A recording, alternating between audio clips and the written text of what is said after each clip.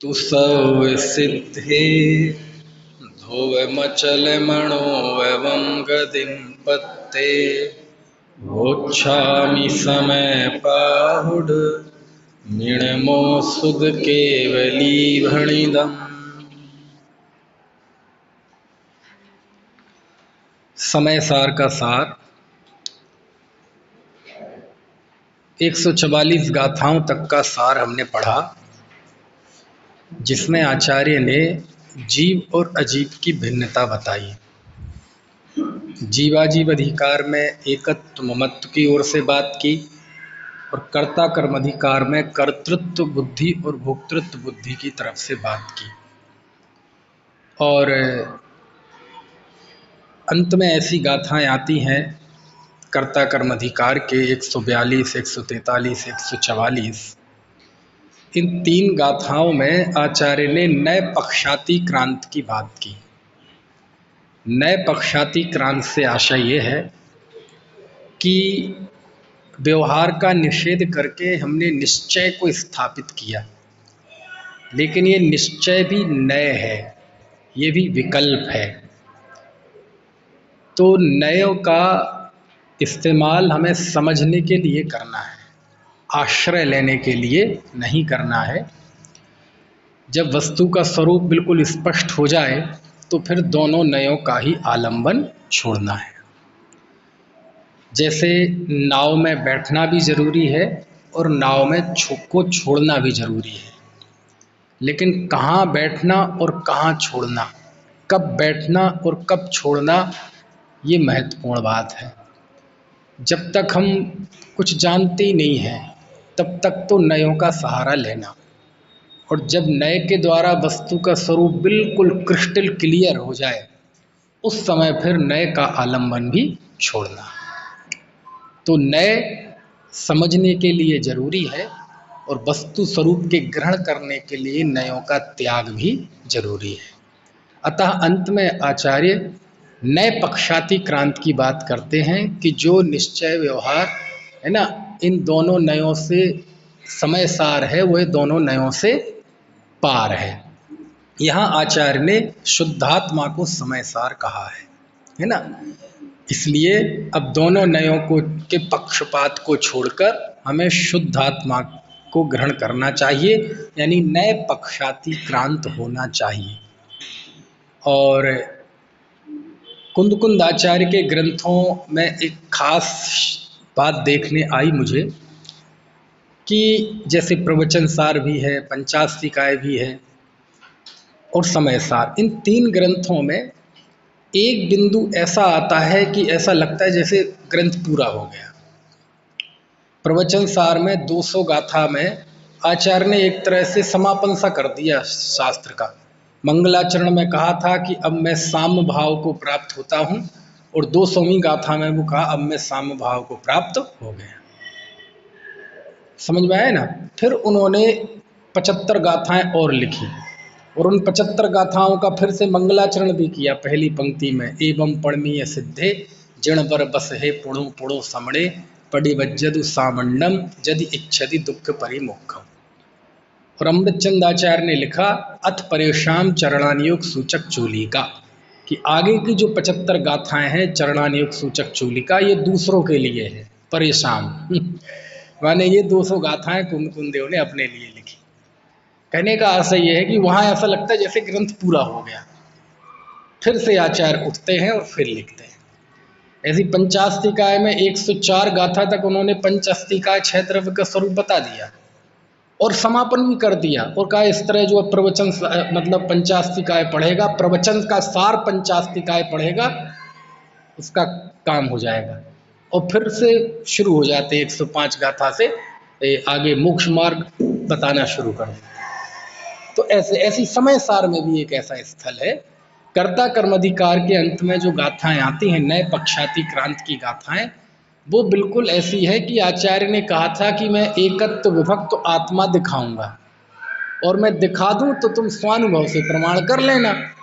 और अंत में वो स्वानुभव की बात करते हैं कि इस तरह अब हो गई बात, अब तुम नए पक्षपात को छोड़कर शुद्ध आत्मा का ग्रहण करो और नए पक्षाती क्रांत हो जाओ। माने एक दृष्टि से समयसार पूरा हो गया, क्योंकि यहाँ जीव और अजीव की भिन्नता चारों ही दृष्टियों से, चारों ही मिथ्या बुद्धियों का नाश करके आचार्य ने बता दी। ठीक है, लेकिन फिर आगे की गाथा से फिर खड़े होते हैं आचार्य। और वैसे भी 9 तत्वों में मूल तत्व तो कितने हैं? 2 ही, जीव और अजीव। बाकी 7 तत्व तो जीव अजीव के ही विशेष हैं। तो यहाँ भी आचार्य ने यदि जीव अजीव की भिन्नता बता दी तो काम तो हो ही गया। लेकिन अब आगे और आचार्य हमारी पर्याय मूर्ता को पुष्ट करने वाली वो कोई भी ऐसी युक्ति नहीं छोड़ना चाहते जिससे हमारी पर्याय मूर्ता पुष्ट हो। यानी हमारे अंदर जो अनादिकालीन बहरात्मपन है, शरीर और संयोगों को अपना मानने की जो कुटेव है, बुरी रीति है ना, अज्ञान है, वो ऐसी कोई भी गुत्थी छोड़ना नहीं चाहते जिससे आपके उस अज्ञान को बल मिले। वो हमारे अंदर जो भी चीज़ें हैं उन सब का एक एक करके उपस्थित करना और उसका निराकरण करना चाहते हैं, है ना। इसलिए अब आगे और विषय बढ़ाते हैं। और 9 तत्व जब 13वीं गाथा में गिनाए थे, भूदत्थेढ़ा विगदा जीवा जीवाया पूर्ण पावंच आसौ संवर निज्जर बंधो मोक्षो या सम्मतम। तो इस गाथा में आचार्य ने बताया था जीव अजीव, पुण्य पाप, आश्रव संवर निर्जरा, बंध और मोक्ष ये सम्यक तो है, भूतार्थ से जाने हुए। तो जीव और अजीव की बात तो हो गई। अब 7 तत्व और बचे। कौन कौन से? पुण्य पाप, आश्रव संवर निर्जरा, बंध और मोक्ष। तो इनका कथन प्रारंभ होता है। तो अब सबसे पहले 145 गाथा से लेके 163 गाथा तक इन 19 गाथाओं में आचार्य ने पुण्य पाप का एकत्व बताया है। क्या बताया है? पुण्य पाप का एकत्व। अमृत चंदाचार्य ने इन 19 गाथाओं को क्या कहा है? पुण्य पाप अधिकार। क्या नाम दिया है? पुण्य पाप अधिकार। और समय सार के तो सारे ही बिंदु बहुत विशिष्ट हैं, खतरनाक भी हैं, है ना। उन्हीं में से एक ये भी है, क्योंकि अधिकार का नाम तो ऐसा रखा कि पुण्य पाप अधिकार, लेकिन यहाँ आचार्य को पुण्य और पाप का स्वरूप बताना उनको अभीष्ट नहीं है। उन्होंने पुण्य और पाप का स्वरूप नहीं बताया। क्यों नहीं बताया? क्योंकि पुण्य और पाप तो हमारे यहाँ इतने आम शब्द हैं और इनसे जुड़ी हुई जो एक भाव भंगिमा है वो इतनी आम है कि आप किसी शराबी से भी पूछ लें कि पाप क्या है और पुण्य क्या है तो वो भी बता देगा पाप क्या है पुण्य क्या है। वो भी कहेगा दूसरों की मदद करना, पूजा भक्ति करना, त्याग करना ये पुण्य है। तो पाप क्या है? जो मैं कर रहा हूँ वो पाप है। शराब पीना, मांस खाना, किसी को सताना, उत्पीड़न करना। तो पुण्य पाप की ये समझ तो एक ऐसे व्यक्ति को भी है जो नशे में है। समझ में आए ना। तो पुण्य पाप का स्वरूप तो जानते ही हैं। तो समय सार में आचार्य वो बात बताएंगे जो शराबी को भी पता है। बोले नहीं, इसलिए आचार्य को पुण्य और पाप का स्वरूप बताना अभीष्ट नहीं है, बल्कि उन्हें पुण्य और पाप की एकता बताना अभीष्ट है। क्या अभीष्ट है? पुण्य और पाप की एकता बताना उनका उद्देश्य है। यही कारण है कि पंडित बनारसी दास जी ने जब नाटक समय सार लिखा तो इसका नाम रखा पुण्य पाप एकत्व द्वार। क्या नाम रखा? पुण्य पाप एकत्व द्वार। उन्होंने अधिकार का नाम द्वार रखा कि इसमें पुण्य पाप का एकत्व बताया है। समझ में आया ना। तो देखो अब एक गाथा पढ़ लेते हैं, 145वीं गाथा। इसका सार आज हमें देखना है। 145वीं गाथा सब लोग मिला दिखा दे, है ना। तो देखो पुण्य पाप संबंधी अभूतार्थ नय से तो ज्ञान सबको है कि पुण्य बुरा अच्छा है, पाप बुरा है, लेकिन यहाँ सम्यक तो कहा जा रहा है भूतार्थ से जाने हुए पुण्य और पाप। अब भूतार्थ नय जिसकी चर्चा 13वीं गाथा में की है, वह भूतार्थ नय से पुण्य पाप का ज्ञान कैसा होना चाहिए, पुण्य पाप के प्रति हमारी समझ कैसी होनी चाहिए, वो आपको यहाँ पता चलेगा। देखो गाथा 145। कम्ममसुहं कुशीलं सोह कम्मम चाविजानह सुशीलं कहतं होदि सुशीलं जम संसारम पवेशेदि। वाह, ये 146वीं गाथा अभी पढ़ लो, लगे हाथ। सोवर्ण्यं पिणियलं बंधदि कालाय संतिजः पुरिसं बंधदि एवं जीवं सुहमसुहं वा कदम कम्मम। बहुत अच्छी गाथा है। 145वीं गाथा में पहली लाइन में तो आचार्य ने सारी दुनिया को रिप्रेजेंट किया कि सारी दुनिया क्या मानती है। कोई भूमिका नहीं बनाई आचार्य ने। आचार्य को सबका पता है, सबके मन का चोर पता है। तो दुनिया का अज्ञान उपस्थित किया और फिर दूसरी लाइन में उसके आगे क्वेश्चन मार्क लगाया। कैसे? कम्ममसोहम कुशीलम, ये सोहम दिख रहा है ना पहले शब्द में, वो सोहम नहीं है, वो असोहम है। माँ और आज जुड़े हुए हैं, संधि है। कम्मम असोहम कुशीलम, अशुभ कर्म कुशील है। कुशील मतलब बुरे स्वभाव का। सुशील कुशील शब्द तो सुने हैं ना आपने। कुशील नाम का एक पाप भी है 5 पापों में। तो कम्म असोहम कुशीलम, अशुभ कर्म कुशील है। चावी ऐसे ही सोह कम्मम, शुभ कर्म, सुशीलम सुशील है। जान ऐसा तुम जानते हो। क्या मतलब? कि तुम ऐसा जानते हो, तुम मतलब तुम सब मतलब अज्ञानी समाज समस्त ऐसा जानते हो कि अशुभ कर्म कुशील है और शुभ कर्म सुशील है। यानी अशुभ कर्म बुरा है और शुभ कर्म अच्छा है। अशुभ कर्म हे है, शुभ कर्म उपादेय है। समझ में आती है बात? कम्म सोहम कुशीलम सोह कम्मम चावि जान सुशीलम, ऐसा तुम जानते हो। तो एक पंक्ति में आचार्य ने सारी दुनिया को उपस्थित कर दिया कि नहीं कर दिया? रिप्रेजेंट कर दिया कि ऐसा दुनिया मानती है। अब देखो आचार्य कहा कैसे, तम सुशी होदि सुशीलम, वह कैसे सुशील हो सकते हैं। और वे नहीं लिखा, तम वह मतलब कौन? भाई पाप को तो तुम कुशील मानते ही हो, लेकिन जिसकी बात पुण्य को सुशील मानते हो ना, शुभ कर्म को सुशील मानते हो, तो उसको तम, वह तम कह कैसे, होदी होता है, सुशीलम सुशील, वह सुशील कैसे हो सकता है। जम संसारम पवेशेदि, जो जीव को संसार में प्रवेश कराता है। जो जीव संसार में प्रवेश करा दे जो जीव को, वह पुण्य वह शुभ कर्म सुशील कैसे हो सकता है। समझ में आया ना? इस तर्क के आधार पर आचार्य ने दोनों का एकत्व सिद्ध किया कि साहब पुण्य के उदय में देवगति मिलती है, चुप। पाप के उदय में नरक जाते हैं, देवगति मिलती है। पुण्य के उदय में, पाप के उदय में दुख मिलते हैं, पुण्य के उदय में अनुकूलताएं मिलती हैं, चुप।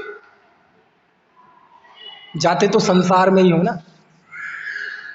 एक 3rd क्लास की जेल है, एक 1st क्लास की जेल है। शुभ कर्म करके भी व्यक्ति कहाँ जाएगा? देवगति में चला जाएगा। और देवगति में संसार में है देवगति की मोक्ष में है? मोक्ष में है। कई लोगों ने तो सिर भी हिला दिया, हाँ जी। तब आचार्य कहते हैं कह तम होदि सुशीलम, वह सुशील कैसे हो सकता है। जम संसारम पवेशेदि, जो जीव को संसार में प्रवेश कराता है। कितना बड़ा क्वेश्चन मार्क लगाया। एक तरफ पूरी दुनिया की मान्यता है और एक तरफ कुंद कुंद देव का ये क्वेश्चन मार्क है, वह कैसे हो सकता है। क्यों नहीं हो सकता? अच्छा, जो जीव को संसार में प्रवेश कराए उसे तुम सुशील कहोगे? कैसे कहते हो? फिर भगवान के सामने बोलना बंद करो कि अष्टकर्म दहनाय धूपं नृपाम्ति स्वाहा। बोलते हो कि नहीं? और आठों कर्म का नाश मतलब 8 कर्मों की 148 प्रकृतियों में कुछ प्रकृतियां हैं पाप रूप और कुछ प्रकृतियां हैं पुण्य रूप। और पुण्य रूप प्रकृतियों में नाम कर्म की 93 प्रकृतियों में एक तीर्थंकर नाम कर्म भी है। और जब हम ये कहते हैं कि अष्ट कर्म दयनाय धूपम निरूपांति स्वाहा, तो हम 8 कर्मों के नाश की बात करते हैं। क्यों जी? साता वेदनी कर्म का भी नाश करना है। वेदनी कर्म के 2 भेद हैं, एक साता वेदनी और एक असाता वेदनी है। तो साता का भी नाश करना है, बोलते तो हैं। बोले नहीं नहीं नहीं नहीं नहीं नहीं, तो ऐसा क्यों नहीं बोलते? ओम ह्रीम श्री देवशास्त्र गुरुभ्यो 7.5 कर्म दहनाय धूपम निरूपांति स्वाहा, क्यों छोड़ देते हो? बोलते तो सही है। समझ में आ गई ना? तो कुंद देव तो वही तो कह रहे हैं, भाई मैं कुछ नहीं कह रहा, तू खुद बता। तू खुद मेरे पास आके, भगवान के पास आके यही तो भावना भाता है ना कि 8 कर्म का नाश करना है। और 8 कर्म में नाम कर्म की 93 प्रकृतियों में 4 ही गतियां हैं। आयु कर्म में भी 4 ही आयु हैं। वेदनी कर्म में साता साता दोनों हैं। गोत्र कर्म में भी उच्च गोत्र कर्म और नीच गोत्र कर्म दोनों ही हैं। और घाती कर्म तो पाप रूप ही है। तो जब तुम खुद कह रहे हो कि हमें इन 4 आयु 4 गति सबका नाश करना है, तो वही तो मैं कह रहा हूं, तुम्हारी बात कह रहा हूं। क्यों नाश करना चाहते हो? बोले संसार तो संसार है। तो वही तो हम कह रहे हैं कि जो शुभ कर्म तुम्हें संसार में प्रवेश करा दे उसे हम सुशील कैसे कह सकते हैं? आचार्य समझ में नहीं आई बात, समझ में नहीं आई। तो अगली गाथा में आचार्य को पता है, कुंद देव ने मूल गाथाओं में इतने दृष्टांत दिए हैं, यहां भी एक दृष्टांत दिया, लगे हाथ। क्या दृष्टांत दिया? देखो, सोवण्यम पिडियलम बंदधि कालायसम पिजह पुरीसम। ढियलम मतलब सांकल, और सोवण्यम्पी मतलब स्वर्ण की भी, स्वर्ण की सांकल भी बंधदी बांधती है। और कालायसम पी जह पुरीसम, जह मतलब जिस प्रकार, पुरीसम मतलब पुरुष को, बंधदी मतलब बांधती है। कौन? सोवण्यम पीडियलम बंधदी कालायसम। कालायसम मतलब लोहा। जैसे जीव को लोहे की बीड़ी बांधती है, वैसे ही सोने की भी बांधती है। समझ में आया ना? बंधति एवं जीवम, इस प्रकार जीव को सुहम असुहम वा कदम कम्मम, शुभ और अशुभ दोनों कर्म जीव को बांधते हैं। क्या उदाहरण दिया है? आपको पढ़ना हो नाटक समय सार का पुण्य पाप अधिकार खोलना आप, पुण्य पाप एकत्व द्वार। यहाँ जो गाथाएं हैं ना, गाथा और अमृतचंद स्वामी ने जो टीका लिखी है, एक इसमें चंडालनी का उदाहरण दिया, बहुत अच्छा बनारसी दास जी ने चित्रण किया है। कुंद देव को पता है कि जब मैं ये बात कहूंगा तो तहलका मच जाएगा। क्यों? आगे की गाथा में ये कहते हैं, इसलिए तुम कुशील के साथ राग मत करो। मतलब उस पुण्य के साथ, पाप के साथ तो नहीं, उसके साथ भी मत करो, ऐसे पुण्य के साथ भी संसर्ग मत करो, उसे कुशील कहा है। अब 5 पाप में जैसे कुशील पाप है, ये शुभ कर्म को ऐसा कुशील कह रहे हैं। कौन? मैं नहीं, मैं इसलिए कह पा रहा हूं क्योंकि गाथा में लिखा है। देखो अगली गाथा में ही लिखा है, 147वीं गाथा में। अब हर एक गाथा पढ़ के मैं नहीं बता पाऊंगा। तो आचार्य, अभी तक तो हम ये कह रहे हैं कि साहब आप तो पुण्य में ही धर्म नहीं मानते, पुण्य में ही धर्म नहीं मानते, चलो चलो बातचीत करके कुछ रास्ता निकालते। क्या बातचीत होगी? अभी तो तुम्हें यही पता कि पुण्य में धर्म नहीं मानते। जब तुम्हें यह पता चलेगा कि पुण्य को पाप मानते हैं तो क्या दशा होगी? कौन? देखो 147वीं गाथा में उस पुण्य को कुशील कहा है। क्या कहा है? कुशील, पाप। और ये तो कुशील कहा है, पाप कहां कहा? इस गाथा के अंत में जाके, इस अधिकार के अंत में जाके जयसेनाचार्य ने अपनी टीका में लिखा। अंत की कुछ गाथाएं व्यवहार रत्नत्रय की हैं, व्यवहार सम्यक दर्शन, व्यवहार सम्यक ज्ञान, व्यवहार सम्यक चारित्र। और उन गाथाओं के प्रकरण को अमृतचंदाचार्य ने नाम दिया पाप अधिकार। क्या नाम दिया? क्योंकि अधिकार के अंदर भी छोटे छोटे अंतराधिकार हैं, तो उन्होंने उन गाथाओं को नाम दिया पाप अधिकार। और उसमें वर्णन काय का है? सम्यक दर्शन ज्ञान चारित्र का, व्यवहार सम्यक दर्शन ज्ञान चारित्र का। तो वहां शिष्य ने प्रश्न किया, खुद ही शिष्य हैं, कोई ऐसा सामने नहीं है, कि हे आचार्य देव, आप व्यवहार रत्न त्रय को पाप क्यों कहते हैं? क्या क्या प्रश्न है? तो आचार्य ने क्या जवाब दिया होगा? क्या जवाब दिया होगा बताओ? पढ़ के बता सकता हूं लेकिन बताऊंगा नहीं, क्योंकि आज ही पुण्य पाप अधिकार पूरा करना है। मालूम क्या लिखते हैं? जैसे आज किसी से प्रश्न किया जाए कि क्यों जी व्यवहार रत्नत्रय को भी पाप क्यों कहते हैं, तो किसने कहा? ऐसा है ही नहीं, यही जवाब होगा ना। जैसे नाचार्य जवाब ये नहीं देते कि ऐसा है ही नहीं, किसने कहा ऐसा है, कहते वो पाप है इसलिए हमने कहा। तो कहा पाप क्यों है, क्यों है पाप? तो उन्होंने जो जवाब दिया इस गाथा में वो बात है 147वीं गाथा में। पहला कारण दिया कि व्यवहार रत्नत्रय से स्वाधीनता का नाश होता है, अर्थात वो पराधीन है। और दूसरा कारण यह है कि निश्चय रत्नत्रय से गिरकर व्यवहार रत्नत्रय में जीव आता है, इसलिए पाप है। क्योंकि पाप का अर्थ क्या होता है? पाप का अर्थ हमारे मन में इमेज ये, पाप मतलब मारना, सताना, झूठ बोलना, चोरी करना, ये तो पाप है ही।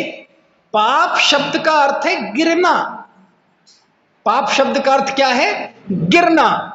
और धर्मात्मा जीव पुण्य के भाव में अपने शुद्ध भाव से गिरकर आता है, इसलिए पाप है। ऐसा लिखा, इसलिए पाप कहा।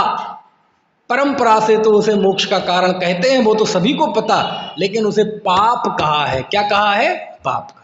अब कोई कह सकता है वो तो शुद्धोपयोग में स्थित जीव के लिए जो गिरे उसके लिए पाप कहा है, हमारे लिए थोड़ी पाप है। अरे चलो उसके लिए मान लो भैया, कम से कम एक बार मुंह पे आए तो ये बात समझ में आती है बात की नहीं। पाप अर्थात जो गिरा दे। आपने छंद पढ़े होंगे, अघनाश कीने। अघ शब्द आता ना पूजा में बार बार, अघ। ये अघ क्या होता है? अघ, अघ यानी पाप। कैसे? तो देखो ये जो अक्षर होते हैं ना, एक एक अक्षर का अर्थ होता है। का यानी होता है पृथ्वी, खा यानी होता है आकाश, खे दुंदुभिर, है ना। गा यानी होता है वाणी, और घा यानी होता है आत्मा। एक एक अक्षर के भी अर्थ होते हैं। घा का अर्थ क्या हो, ये बीजाक्षर ऐसे ही बनते हैं। घा का अर्थ क्या होता है? आत्मा। घा घा घा, घा मतलब आत्मा। और अघ, तो अघ का अर्थ क्या हो गया? आत्मा से दूर। यानी जो परिणाम आत्मा से दूर है उसका नाम अघ है। जो व्यक्ति दुकान पर बैठा है वो भी आत्मा से दूर है, और हम परिचर्चन कर रहे हैं, आप सुन रहे हैं, उस समय हम भी आत्मा से दूर हैं, क्योंकि दोनों स्थिति में कोई जीव आत्मा में स्थित नहीं है। इस वेदी पे आत्मा से विमुख समस्त परिणाम को आचार्य कहते हैं पाप, अघ। समझ में है? और जब ऐसी बात कही तो बनारसी दास जी ने बहुत बढ़िया चित्रण किया। उन्होंने प्रश्न खड़े किए, और यहाँ अमृतचंद आचार्य के कलश है, वो मैं हिंदी में सुनाता हूं, आपको बड़ा आनंद आएगा। अमृतचंदा बनारसी दास जी ने उन कलशों का जो अनुवाद किया, भावानुवाद, उन्होंने लिखा, प्रश्न किया कि साहब हमें तो पाप पुण्य दोनों अलग अलग दिखते हैं और आप कह रहे हैं एक है। को शेष कहे गुरु पाही, पाप पुण्य दो सम नाहि। को शिष्य कहे गुरु पाही, कोई शिष्य गुरु के समक्ष आता है, पास आता है, और क्या कहता है?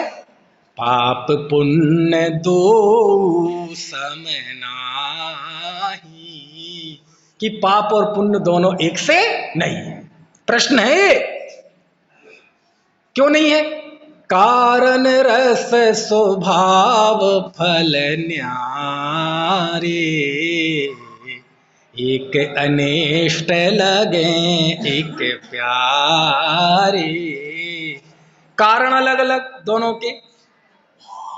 भाई पाप का बंध कैसे होता है? हिंसा आदि से। पुण्य का बंध क्या होता है? भक्ति आदि से। कारण अलग अलग, रस अलग अलग। एक का रस संक्लेश रूप है, दूसरे का मतलब एक का कटुक रस है। पाप के उदय में जीव दुखी होता है, पुण्य के उदय में जीव सुखी होता है। स्वभाव एक संक्लेश रूप है, दूसरा विशुद्ध रूप है। और एक अनिष्ट लगे, एक प्यारे एक बुरे लगते हैं और एक अच्छे लगते हैं। समझ में आया ना? कि कोई बढ़िया स्वस्थ हो और बहुत पैसा उसे मिल गया हो, कोई बहुत बड़ा फायदा हुआ हो, तो ऐसा कहते अजी आज तो दुखी हो गए। बोले क्यों? अजी आज तो लाखों रुपए का फायदा हो गया, ऐसा कोई बोलता है? अथवा शरीर में कष्ट हो, आज तो मजा आ गया जी, रास्ते से जा रहा था एक स्कूटर लग गया पैर में, वहीं 2 टुकड़े हो गए हड्डी के, आनंद आ गया जी। ऐसा होता है? नहीं, एक इष्ट लगते हैं और एक अनिष्ट लगते हैं। समझ गए? ऐसा प्रश्न किया। को शेष कहे गुरु पाही, पाप पुण्य दो सम नाही। कारण रस स्वभाव फल न्यारे, एक अनिष्ट लगे एक प्यारे। बोले अभी गुरु जी को समझ में नहीं आया होगा, इसलिए बनारसी दास जी ने अपने प्रश्न को दोहराया एक बड़े छंद में। समझ में आया ना? ऐसा। अब वो छंद मुझे ध्यान नहीं आ रहा, मुझे वो छंद याद है, देखना नाटक समय सार मिलेगा क्या कहीं है? चलो रहने दो, चलो देख लो, मैं सुनाता हूं जब तक। संकेले से परिणाम नीसो पाप बंधे होई, पुण्य शुभ शुद्ध बंध हेतु भेद मानिए। पाप संकेले से रूप पुण्य है विशुद्ध रूप, दोनों का स्वभाव भिन्न भेद यूं बखानिए। पाप सो को गति होई, पुण्य सो गति होई। समझ में आया? ऐसो जो द्वैत भाव नहीं, पाप सो सुगति होई, पुण्य पुण्य सो सुगति होई, पाप सो को गति होई। ऐसो फल भेद पर तिच्छ पर मानिए। एक और है, आ जाने दो जरा, मिल जाए तो, काफी दिन हो गए ना दोहराया नहीं। संकेल, हाँ आ गए, ले आओ भैया। संकेले से परिणाम नीसो पाप बंद होई, कोई बात नहीं। संकेले से परिणाम नीसो पाप बंद होई, विशुद्ध सुपुण्य बंद हेतु भेद जानिए। पाप संकेले से रूप पुण्य है विशुद्ध रूप, दो को स्वभाव भिन्न भेद यूं बखानिए। पाप सो को गति होई, पुण्य सुगति होई।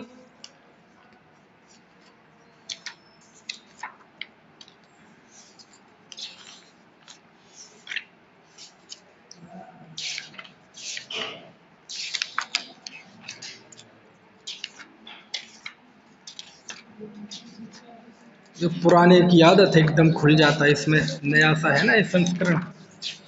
पेज नंबर देख लेते हैं, पुण्य पाप 94 नंबर पेज, ये लो। हाँ ये, संकेले से परिणाम नीसो पाप बंद होई, विशुद्ध सुपुण्य बंद हेतु भेद मानिए। दोनों का हेतु अलग अलग। पाप के उदय असाता ताको है कटुक स्वाद। समझ में आ रहा है? पाप के उदय का कटुक स्वाद है, कड़वा। पुण्य उदय साता मिष्ट रस भेद जानिए। पाप संकले से रूप पुण्य है विशुद्ध रूप, दोहों को स्वभाव भिन्न भेद यूं बखानिए। पाप सो कुगति होई, पुण्य सो सुगति होई, ऐसो फल भेद पर तच्छ पर मानिए। प्रत्यक्ष प्रमाण है, साफ साफ दिख रहा है चार दृष्टियों से पुण्य और पाप में फर्क। समझ गए? ये प्रश्न है, अभी जवाब नहीं है। अब देखो जवाब, अब जवाब सुनोगे तो आप बस ये समझ लो, ऐसे शुरुआत की। पाप बंध पुण्य बंध दो में मुक्ति नाही। पाप बंध पुण्य बंध, दोनों में कॉमन क्या है? बंध। दोनों में बंधन होता है, एक सोने की बेड़ी एक लोहे की बेड़ी, दोनों बंधे हैं तो दोनों के बंधन में कोई फर्क नहीं है। हाँ, सोने और लोहे में फर्क है।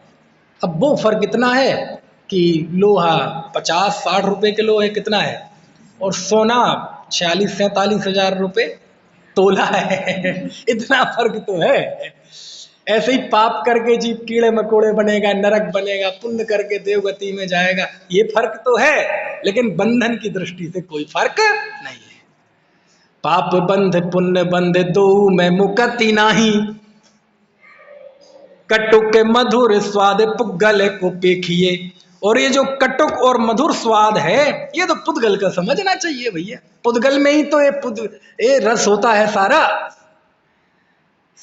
कार संकेले से विशुद्ध सहज दो कर्म चाल। और ये जो संकलेश और विशुद्ध दो भाव की भेदता कही स्वभाव की, ये तो कर्म चाल है, ये तो कर्म का स्वभाव है। एक तीव्र कषाय रूप है, एक मंद कषाय रूप है। कुगति सुगति जग जाल में बिसेखिए। और जो तुमने कुगति और सुगति की बात बताई, ये तो दोनों ही संसार हैं। तो कारण रस स्वभाव फल, इन चारों ही दृष्टि से दोनों एक ही हैं, कोई फर्क नहीं है। लेकिन साहब हमें तो फर्क दिखता है पुण्य पाप में। तो अब यहां बनारसी दास जी ने अपनी ओर से कान मरोड़े हैं और इतनी खतरनाक बात कही है कि कोई जरा थोड़ा सा भावुक आदमी हो तो कुछ उठा के फेंक के मार दे, बगल में रखा हो तो। कि साहब आप कितने ही कहें, हमें तो फिर भी पुण्य और पाप में भेद दिखाई देता है। समझ में आए ना? तो बनारसी दास जी लिखते हैं, कारण आदि भेद तो ही सूझत मिथ्यात्मा ही। अभी भी तुम्हें कारण आदि भेद जो दिखाई दे रहा है पुण्य और पाप में, ये मिथ्यात्व की वजह से है। कारण आदि भेद तो ही सूझत मिथ्यात्मा ही, ऐसो द्वैत भाव ज्ञान दृष्टि में ना देखिए। दो महा अंधकूप, दोनों अंधकार के कुएं हैं, दोनों महा अंधकूप, दो कर्म बंध रूप, दो को विनाश मोक्ष मार्ग में देखिए। अरे मोक्ष मार्ग में तो दोनों का नाश देखो, तब तुम सम्यक ज्ञानी कहलाओ। ऐसी खतरनाक है। तो पंडित जी एक बात बताओ, आपने बता दिया दोनों बेकार है, दोनों हे हैं, दोनों पाप मतलब बंधन के कारण है, संसार के कारण है। तो जब ये पुण्य संसार का कारण है, तो लगे हाथ ये भी बता दो कि मोक्ष का कारण क्या है। तो आगे का छंद लिखा उन्होंने, शील तप संयम बेरति दान पूजा दिक, अथवा असंयम कषाय विष भोग हैं। क्या लिखा? शील तप संयम विरति दान पूजा आदि ये पुण्य, अथवा असंयम कषाय विष भोग। समझ गए? एक लाइन में पुण्य चीजें, एक लाइन में पाप की चीजें। शील जप संयम में बेरति दान पूजा दिक, अथवा असंयम कषाय विष भोग है। को शुभ रूप को अशुभ स्वरूप मूल, वस्तु के विचारत दुविध कर्म रोग है। कोई शुभ रूप है, कोई अशुभ रूप है, लेकिन वस्तु का विचार करें, वास्तविकता का विचार करें, तात्विक विचार करें, तो दोनों कर्म रोग। अजी ये बात तो हमने सुनी नहीं, कभी समझी नहीं, पढ़ी नहीं, ये तो आप अपने मन की बता रहे हैं। बोले सुनो, ऐसी बंध पद्धति बखानी बीत राग देव। ऐसी बंध की पद्धति किसने बताई है? ऐसी बंध पद्धति बखानी बीत राग देव, आत्म धर्म में कर्म त्याग योग है। आत्म धर्म में तो कर्म त्यागने योग्य है। तो फिर ग्रहण करने योग्य क्या है? मुक्ति का कारण की योग्य क्या है? समझ में आए ना? ऐसी बंध पद्धति बखानी बीते राग देव, आत्म धर्म में कर्म त्याग जोग है। भौजल तरैया, भौजल तरैया, भव रूपी संसार से तारने वाला। भौजल तरैया, राग द्वेष को हरैया महा, मोक्ष को करैया एक शुद्ध उपयोग है। समझ में आ रही बात की नहीं? ये अंत में राग द्वेष को हरने वाला, मोक्ष को करने वाला और संसार से पार उतारने वाला तो शुद्धोपयोग है। बहुत बढ़िया है। शील तप संयम में बहुत ऐसे छंद है, मस्ती से गाने लायक है ना। अब आपके सामने है नहीं, मैं सोच के नहीं आया था, नहीं तो वो प्रोजेक्टर पे निकलवा देता। शील जप संयम बेरति दान पूजा देख के, अथवा असंयम कसाय विष भोग है। समझ में तो आ रहा है? को शुभ रूप को अशुभ स्वरूप मूल, वस्तु के विचारत दुविध कर्म रोग है। ऐसी बंद पद्धति बखानी बीते राग देवे, आत्म धर्म में कर्म त्याग जोग है। भौजल तरैया राग द्वेष को हरैया, महा मुख को करैया एक शुद्ध उपयोग है। बढ़िया छंद है, एकदम मस्ती से गाने लायक, पाठ करने लायक है ना, है बैठ के अखंड पाठ बिठाने लायक, जैसे नमोकार मंत्र का बिठाते हैं ना 1-1 घंटे का, ऐसे 2-4 छंद यही गाओ, है ना। वेद विज्ञान जग्यो जेने के घट, शीतल चित्त भयो जिमि चंदन, है ना।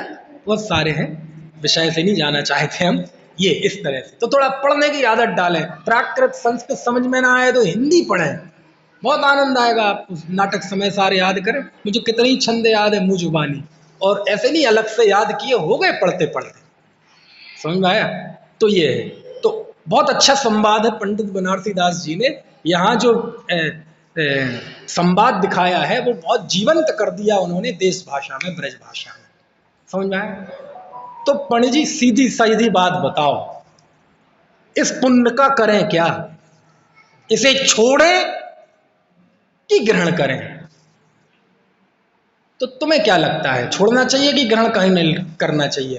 बोले पंडित जी हम तो सुन के ऐसा लगता है कि आज से सब बंद कर दो, पुण्य छोड़ है। जब पुण्य में धर्म नहीं है, कुशील है, आचार्य कह रहे उसका राग करना, संसर्ग करना है, तो हम तो आज से पुण्य छोड़ देंगे।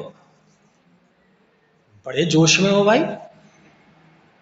तो जब कोई ये कहता है कि यदि पुण्य में धर्म नहीं है तो हम तो पुण्य छोड़ देंगे, तो हम ये कहता है कल नहीं तुम आज छोड़ दो, आज नहीं तुम अब छोड़ दो, और मैं तो कहता हूं तुम छोड़ ही दो, कल से एक अर्घ तुम्हें भी देने लगेंगे। लेकिन पहले बताओ छोड़ोगे कैसे? क्यों? क्योंकि पुण्य को छोड़ने की विधि 2 है। पहली विधि है कि जी पाप में चला जाए, और दूसरी विधि है कि आप में चला जाए। क्या कहा? पुण्य छोड़ने की 2 विधियां हैं, एक तो पाप में चला जाए जीव, या आप में चला जाए।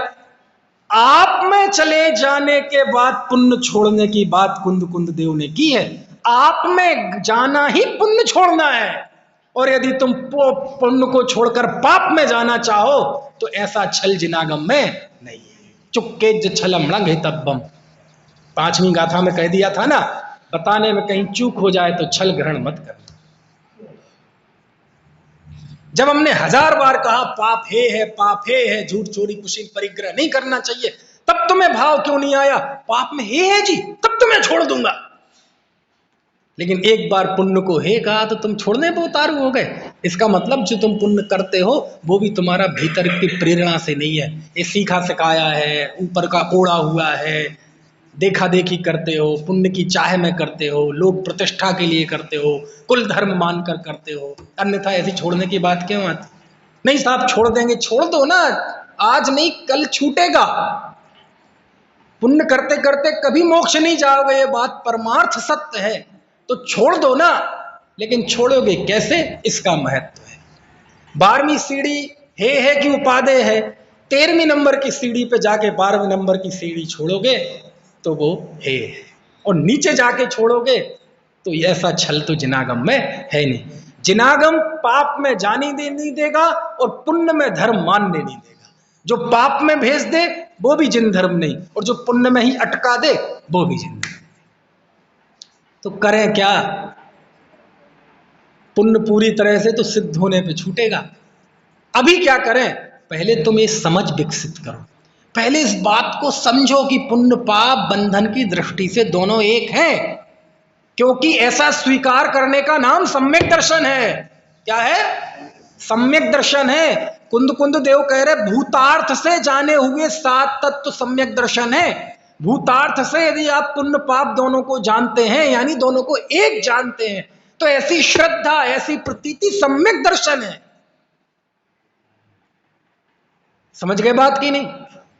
पहले जीव दृष्टि मुक्त होता है, बाद में मोह मुक्त होता है, फिर जीवन मुक्त होता है। देह मुक्त होता है। पहले पुण्य पाप दोनों एक हैं, दोनों बंधन है, ऐसा दृष्टि में आता है। फिर जब ये दृष्टि बनी रहती है, पुरुषार्थ बढ़ता है, तो परिणति में से पुण्य हटता है और फिर अंत में जाके सिद्ध होने तक वो पुण्य का फल भी खत्म हो जाता है। तब जाके तो जो है ना सिद्ध अवस्था प्रकट हुई, देह मुक्त हुए, जीवन मुक्त हुए, वो उसके मूल में ये पुण्य पाप दोनों बंध के कारण है, ऐसी श्रद्धा है, क्योंकि इसका नाम सम्यक दर्शन है और दर्शन धर्म का मूल है। तो हम बात करते हैं दृष्टि में छोड़ने की, तो व्यक्ति क्रिया में छोड़ने पर उतारू हो जाता है, और जो चीज क्रिया में छोड़ने के लिए कहते हैं उसको छोड़ने का कभी परिणाम ही नहीं आता पाप को। समझ में आए ना?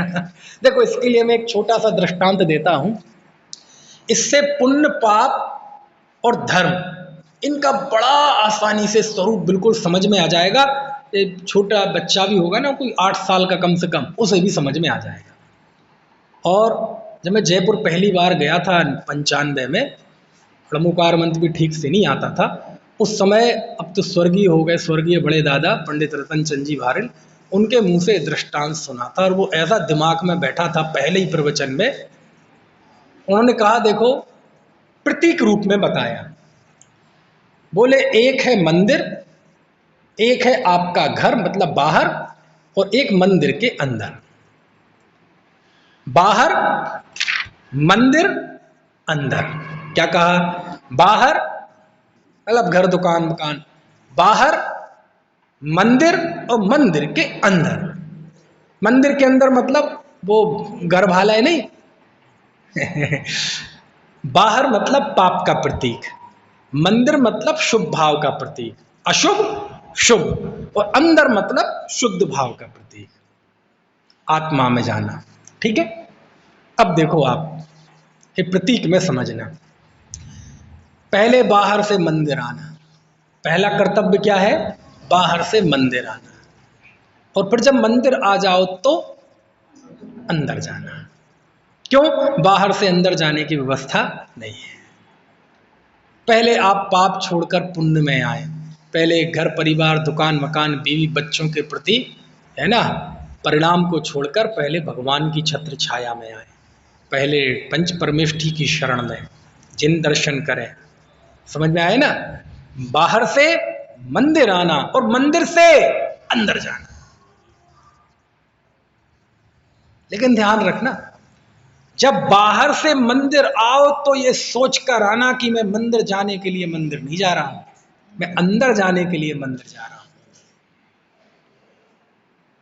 मंदिर जाने के पहले आपको विजन पता होना चाहिए, उद्देश्य पता होना चाहिए कि हम मंदिर जा क्यों रहे हैं।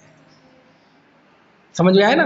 तो बाहर से मंदिर आना और मंदिर से अंदर जाना, अशुभ से शुभ में आना और शुभ को छोड़कर, ये भाषा है, वो तो छूटता है जब हम अंदर जाते हैं। और जब अंदर चले जाए तो क्या करना? आयुष, क्या करना अंदर जाके? भैया अंदर में चले जाओ तो फिर कोई क्वेश्चन नहीं, कोई आंसर नहीं, अंदर ही रहना, फिर बाहर मत आना, फिर मंदिर में नहीं आना।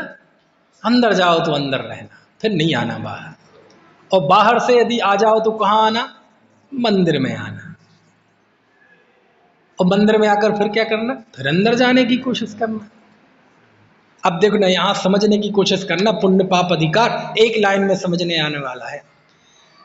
बाहर से मंदिर आए और मंदिर से अंदर गए, और जब अंदर चले गए, सुनना, जब अंदर पहुंच गए, कब? जब अंदर पहुंच गए ना, उस समय मंदिर भी बाहर है। क्या कहा? क्या कहा? क्या कहा? फिर से समझ लो जरा, फिर से घुटाई करो इस चीज की। बाहर से मंदिर आए, अभी बाहर और मंदिर का भेद है, अभी एक बाहर है एक मंदिर है। और जब अंदर चले गए तो फिर मंदिर भी बाहर है। वो यही तो पुण्य पाप अधिकार में कह रहे हैं। और है क्या? समझना पड़ता है भैया आचार्यों के वचनों को।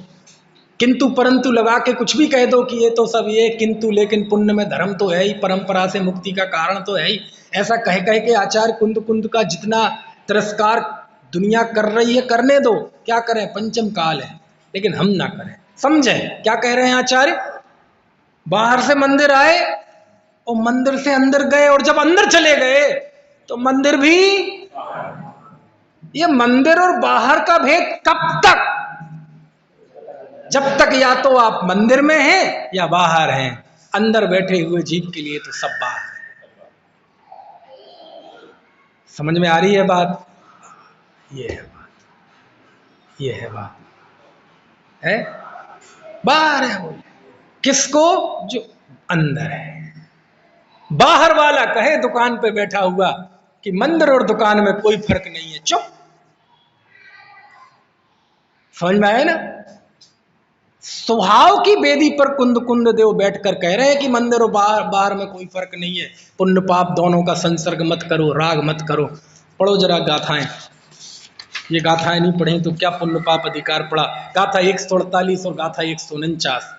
ठीक है आचार्य, पुण्य पाप दोनों एक है, हमने जान लिया, तो दोनों को त्याग करने की विधि क्या है? दोनों के त्याग करने की विधि बताइए इन गाथाओं में। और मुझे गाथा नहीं पढ़ानी है, इन गाथाओं में आया हो एक शब्द पढ़ाना है। पढ़ो जरा 148 149वीं गाथा। जयणाम को विपुरिसो कुच्छीयशीलम जड़म व्याणिता वज्जेदितेण ससमयं समयं संसग्गं राग करणं च एमेव कम्मपयडी शील सहावं च कुच्छिदं म्लाधुं वज्जन्ति परिहरन्ति या तत्संगं। देखो क्या लिखते हैं, जहड़ाम को भी पुरिसो। ये पंक्ति कई गाथाओं में आती है। आचार्य को कोई उदाहरण देना हो तो जैसे कहते ना, रमेश नाम का एक व्यक्ति था, तो आचार्य उसे कहते हैं जहड़ाम को भी पुरिसो, किसी नाम का कोई व्यक्ति। समझ में आएगा? जहड़ाम को भी पुरिसो यानी ये दृष्टांत है। कुछ ये शील जड़म व्याणिता, किसी जड़, जड़ मतलब व्यक्ति को, जन को, कुत्सित शील बुरे स्वभाव का जानकर व्याणिता उसे छोड़ता है। आप किसी व्यक्ति को छोड़ते हैं कैसे? यार ये व्यक्ति अच्छा नहीं है, झूठा है, फरेबी है, व्यभिचारी है, ऐसा मानकर आप उसे छोड़ देते हैं। और बज्जेदी तेड़ समयम संसग्गम राग करणम, ऐसा जानकर, व्याणिता जानकर, बज्जेदी तेड़ समयम आप उसी समय उसे छोड़ देते हैं। क्या? संसर्गम उसका संसर्ग करना, और राग करणम उसके साथ राग करना। यानी ये जान लिया कि ये बुरा है, ऐसा जानकर आप उसका संसर्ग करना मतलब उसका समागम करना और राग करना छोड़ देते हैं। दृष्टांत। अब सिद्धांत। एमेव इसी प्रकार, ऐसे ही, कर्म पयड़ी शील सहावम कर्म प्रकृति के स्वभाव को। अब आठों कर्म की प्रकृतियों का स्वभाव क्या है? बंधना। सारी कर्म की प्रकृतियां पुण्य रूप हो चाहे पाप रूप हो जीव को बांधती हैं। इस स्वभाव को कुच्छिदम रादू, कुत्सित जानकर, बज्जंती छोड़ते हैं, परिहरंती तत्संसर्गम, तत्संसर्गम मतलब उसका संसर्ग छोड़ते हैं। कौन? दृष्टांत समझ में आ गया आपको कि जैसे कोई जन, ऊपर की गाथा में जिसे जन कहा ना, किसी, है ना, किसी दूसरे व्यक्ति को कुत्सित जानकर उसे छोड़ते हैं, ऐसे ही कर्म प्रकृतियों के, कर्म के स्वभाव को कुत्सित जानकर कि ये तो बंधन में ले जाती हैं जीव को, ऐसा मानकर उसके संसर्ग को और उसके साथ राग करना छोड़ देते हैं। कौन? हमें तो ये शब्द समझाना है। कौन? कौन छोड़ता है? कौन? शब्द इस गाथा में पढ़ो क्या लिखा, सहावरदा। सहावरदा मतलब समझे कुछ नहीं, स्वभाव रता, स्वभाव में रत जीव, उसी को प्राकृत में करते हैं सहावरदा। सहावरदा स्वभाव में रत जीव छोड़ते हैं। समझ में आया ना? कौन जीव पुण्य पाप को छोड़ता है? दोनों को। दुकान पे बैठा जीव नहीं, छल कपट मायाचारी करता हुआ जीव पुण्य पाप दोनों को बुरा जान के छोड़ता नहीं है। भोजन करते हुए नहीं, राजनीति करते हुए नहीं, व्यापार करते हुए नहीं, आत्म स्वभाव की चर्चा करते हुए नहीं, वार्ता करते हुए नहीं, लेखन करते हुए नहीं। कौन छोड़ता है पुण्य पाप दोनों को? एक सहावरदा। जो जीव स्वभाव में रत हैं वो छोड़ते हैं। और एक वचन नहीं लिया, स्वभाव रता, स्वभाव में रत जीव, यानी ये कोई अपवाद मार्ग नहीं है, ये उत्सर्ग मार्ग है, ये मूल मार्ग है, ये पतली गली नहीं है, ये राजमार्ग है। यानी भूतकाल में जितने लोगों ने पुण्य पाप को छोड़ा, वर्तमान में छोड़ रहे हैं, भविष्य में छोड़ेंगे, इसी रीति से छोड़ेंगे। दूसरा कोई रास्ता नहीं है, यही रास्ता है। कौन सा शब्द है? बोल के बताना जरा। सहावरदा। बोल के बताओ। सहावरदा। आज ये शब्द सीख के जाना। कौन सा शब्द है? सहावरदा। स्वभावरदा मतलब स्वभाव में रत जीव क्या करते हैं? पुण्य पाप दोनों को छोड़ते हैं। पुण्य पाप दोनों एक हैं, किसके लिए? स्वभाव में स्थित जीव के लिए। समझ में आया ना? पाप करता हुआ जीव कह रहा है पुण्य पाप दोनों एक है। चुप।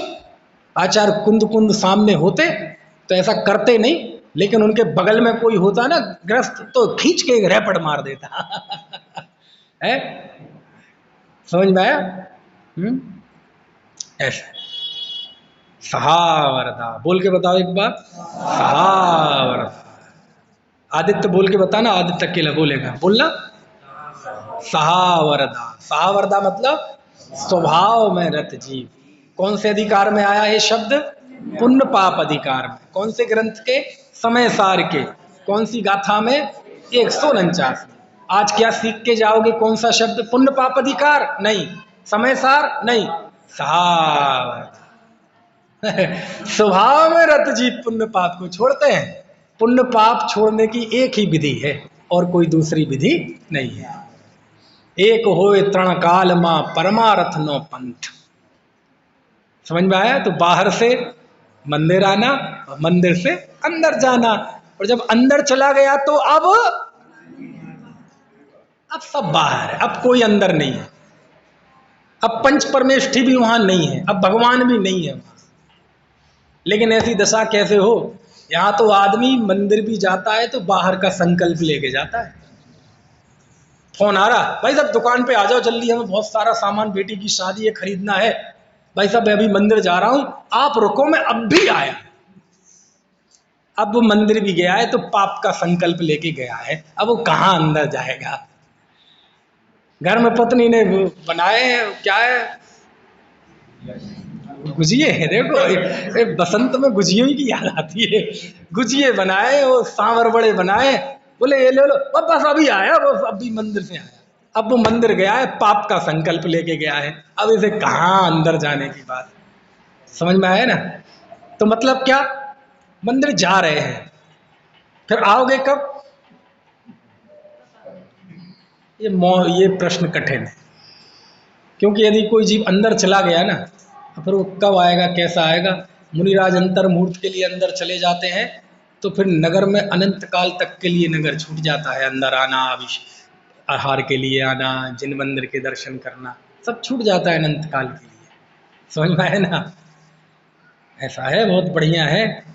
सहावरदा। स्वभाव में रत जीव पुण्य पाप को छोड़ते हैं। क्यों? अरे कुंद कुंद देव उसी एक भूमि पर बैठकर समय सार लिख रहे हैं कि मैंने स्वयं निज वैभव से इस आत्मा को जाना है और मैं तुम्हें उसी निज वैभव से बताऊंगा, और तुम्हें जब मैं बता दूं तो प्रमाण कर लेना। मतलब स्वभाव में स्थित हो जाना। समय सार मतलब आत्म स्वभाव। समय सार कहते ही ग्रंथ ख्याल में ना आए, समय सार सुनते ही आत्मा ख्याल में आए। समय सार सुनते ही कुंद कुंद ख्याल ना आए। समय सार मतलब आत्मा। समझ में आ रही है बात की नहीं? है।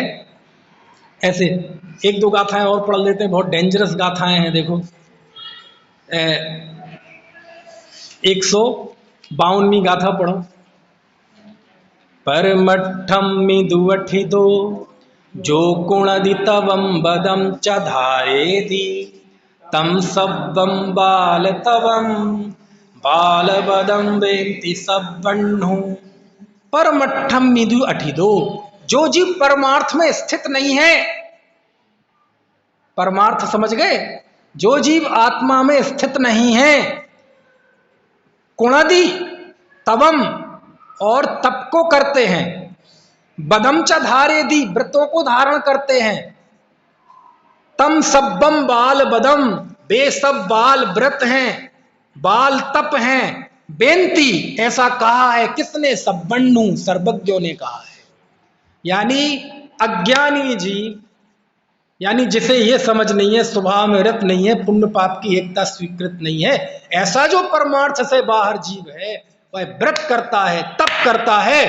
सर्वज्ञ देव उसके व्रत और तप को क्या कहते हैं? बाल व्रत बाल तप। और मोक्ष पाहुड़ में उसके ज्ञान को कहा है बाल श्रुत। क्या कहा है? बाल श्रुत। इतना ही नहीं, और देखो 153वीं गाथा। बदनीयमाणि धरंता शीलाणि तहा तवं च कुब्बन्ता परमट्ठ बाहिराजे निव्वाणं तेण विन्दन्ति। बदनीयमाणि धरंता, व्रत और नियमों को धारण करने वाले,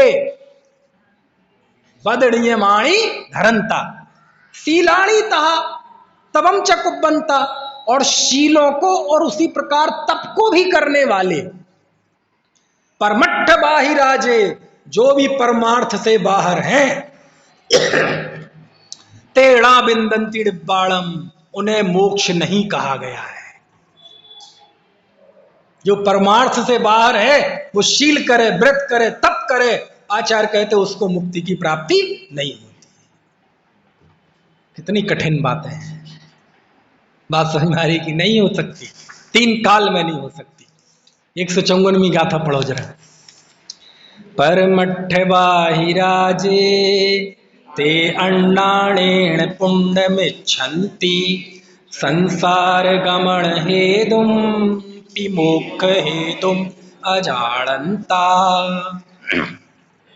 परमट्ठ बाहिराजे, जो परमार्थ से बाहर हैं, ते मोक्ष हेतु अजानंता, ऐसे जो मोक्ष के कारण को नहीं जानते, वे संसार गमन हेतु, संसार के परिभ्रमण में हेतुभूत, अण्णाणेन अज्ञान से, पुण्यम इच्छन्ति, वे जी पुण्य की इच्छा करते हैं। काय की इच्छा करते हैं? अज्ञानी जीव जिन्हें मुक्ति के मार्ग का पता नहीं है, वे जी पुण्य की इच्छा करते हैं। ऐसा कुंद देव लिख रहे हैं।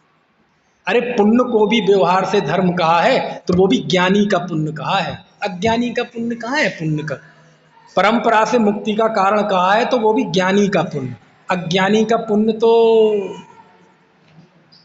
अज्ञानी के पुण्य के लिए तो मालूम क्या लिखा? तिलोय पंडिती नाम का एक ग्रंथ है, तिल्लोय पंडिती नाम सुना? कुंद आचार्य के जमाने का ही है।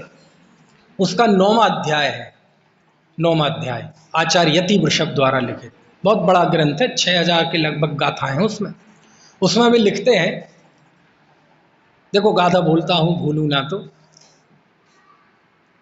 पुण्येण होई बेहो वेहेण मोह मयेण मयि मोह मयि मोहेण विपावम तम्मा पुण्यम दुबज्जेजो। समझ में तो नहीं आई गाथा? अरे ऐसे आना नहीं चाहिए, मजा कैसे आएगा? देखो क्या लिखते हैं आचार्य। पुण्येण होई बेहो, पुण्य भी कथनचित जो धर्म कहा वो किसका? ज्ञानी का। अज्ञानी का पुण्य तो शास्त्र में पाप का ही कारण बताया है। कैसे? पुण्येण होई बेहो, पुण्य से वैभव होता है। पुण्येण होई बेहो, पुण्य से वैभव होता है। विभवेण महो, वैभव से मद होता है। मयेण मयि मोहो, और मद से मति मोह होता है, दिमाग खराब हो जाता है। सीक्वेंस पता चला आपको? पुण्येण होई बेहवो, बेहवेण मओ, मयेण मयि मोहो। आपने देखा होगा ना, वैभव आते ही कैसा दिमाग खराब होता है लोगों का। पुण्य से वैभव होता है, वैभव से मद होता है, और मद से मति मोह होता है, और फिर मयि मोहेण विपावम, और इस मति मोह होने पर फिर पाप होता है। तो क्या करें? तम्हा पुण्यम उपज्जे, जो नहीं चाहिए हमें ऐसा पुण्य। यति वृषभाचार्य लिख रहे, बोले अज्ञानी के पुण्य की तो कोई कीमत नहीं है। शास्त्रों में जो व्यवहार में को पुण्य में धर्म कहा है, परंपरा से मुक्ति का कारण कहा है, वो भी ज्ञानी के पुण्य को। क्यों? क्योंकि सीधे पाप से आप में नहीं जा सकता, बीच में एक पड़ाव पड़ता है जिसे पुण्य कहते हैं, उस अपेक्षा उसे कहते हैं। परमार्थ से तो दोनों ही बंधन के कारण हैं। ऐसा ये आचार्य ने प्रतिपादित किया है। बहुत और भी बहुत बढ़िया बढ़िया बातें हैं, लेकिन ये तो हरि अनंत, हरि कथा अनंता कब तक करें, फिलहाल तो बात पूरी करनी पड़ेगी।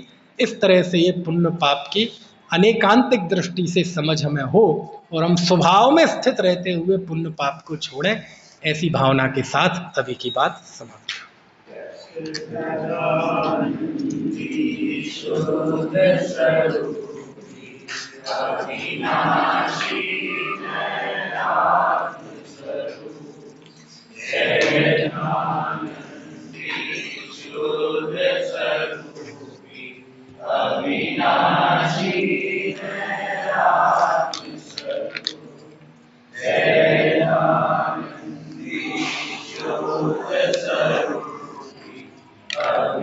अविनाशी है।